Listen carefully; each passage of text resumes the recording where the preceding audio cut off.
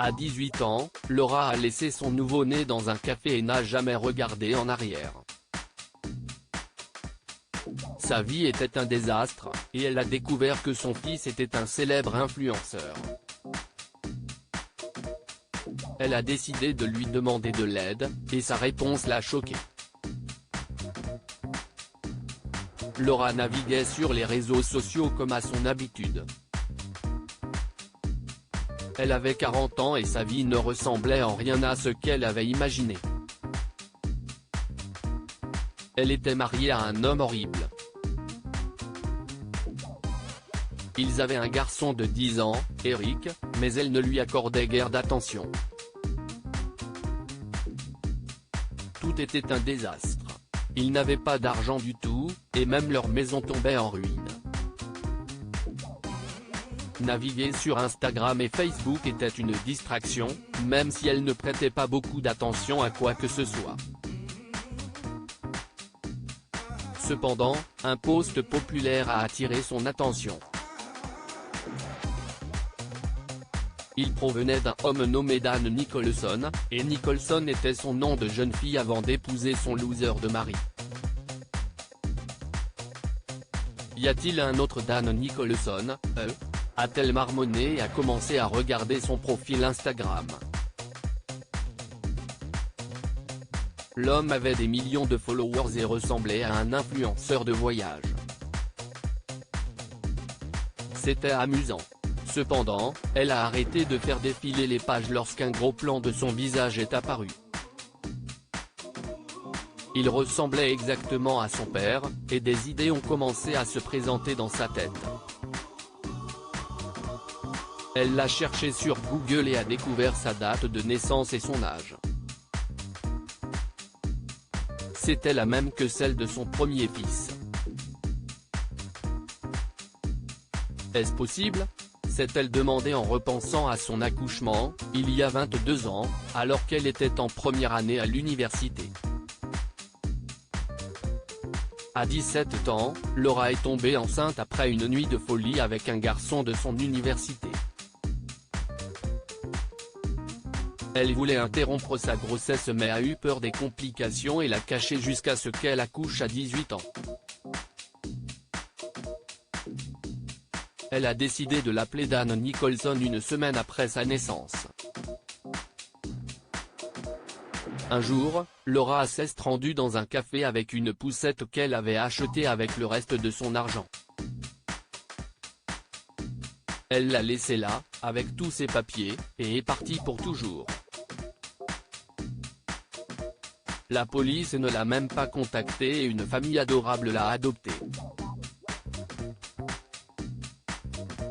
Elle pensait que c'était la meilleure chose à faire pour elle, mais sa vie est devenue horrible par la suite.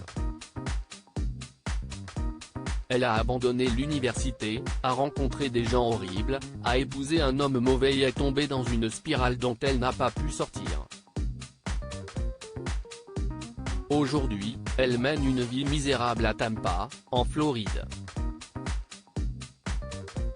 Mais le jeune homme sur les réseaux sociaux pourrait être son premier fils et la solution à tous ses problèmes.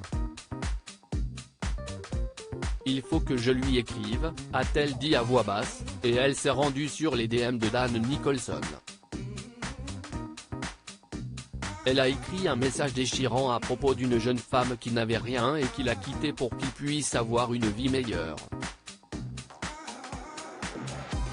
Laura a également parlé de son autre fils, Eric, et a terminé son message en indiquant son numéro de téléphone. Elle s'attendait à ce qu'il l'appelle immédiatement pour organiser des retrouvailles. Et qu'il la sauverait de tous ses ennuis. Mais au lieu de cela, elle a reçu cette réponse, « Laura, nous sommes désolés. Notre client ne souhaite pas vous rencontrer pour le moment. Veuillez comprendre. Sincèrement, l'équipe de gestion de Dan. Laura ne revenait pas. Son fils influenceur avait une équipe de gestion qui s'occupait de ses messages. Mais ce n'était pas la réponse à laquelle elle s'attendait. Peut-être qu'ils ne lui ont même pas parlé de moi. Peut-être qu'ils ne m'ont pas cru, s'est dit Laura en regardant son téléphone. Qu'est-ce que tu regardes ? Lui a demandé son loser de mari depuis son canapé devant la télévision. Rien, lui a-t-elle répondu en grognant. Ils se détestaient vraiment, mais n'arrivaient pas à se séparer. Elle a décidé d'envoyer un autre message à Dan, le suppliant de parler avec elle et lui donnant la preuve qu'elle ne mentait pas. Mais il n'y a pas eu de réponse et Laura a perdu sa dernière lueur d'espoir. Cependant, une semaine plus tard, elle a reçu une visite. « Je peux vous aider ?» a-t-elle demandé à la femme qui se trouvait devant sa porte. « Oui, vous êtes Laura Nicholson ?» a demandé la femme en costume d'affaires. « Eh bien, je suis Laura Morris maintenant. Nicholson est mon nom de jeune fille », a-t-elle expliqué. « C'est un plaisir de vous rencontrer, Madame Morris. Je suis ici au nom de Dan Nicholson. Je suis son assistante, Barbara », a révélé la femme, et les yeux de Laura se sont écarquillés. Elle a affiché un grand sourire et a failli serrer la femme dans ses bras. « Merci d'être venu. Dan va-t-il me rencontrer maintenant ?» a-t-elle demandé à l'assistante. « Non, madame. Monsieur Nicholson ne veut pas vous rencontrer, mais vous avez parlé d'un fils dans vos messages, et il aimerait aider son frère. J'ai une proposition à vous faire, mais je vous préviens, si est une offre unique, a poursuivi Barbara. Bien sûr, a dit Laura en faisant signe à Barbara d'entrer. Dan avait engagé un détective privé pour enquêter sur les affirmations de Laura et sur sa vie. Ils ont découvert qu'elle était une mère horrible qui maltraitait son fils. Mais Dan lui offrait une chance de changer cela. Il voulait qu'elle change de mode de vie, qu'elle se soigne, qu'elle quitte son mari, et si est seulement à ce moment-là que Dan envisagerait de la rencontrer. Laura a accepté immédiatement.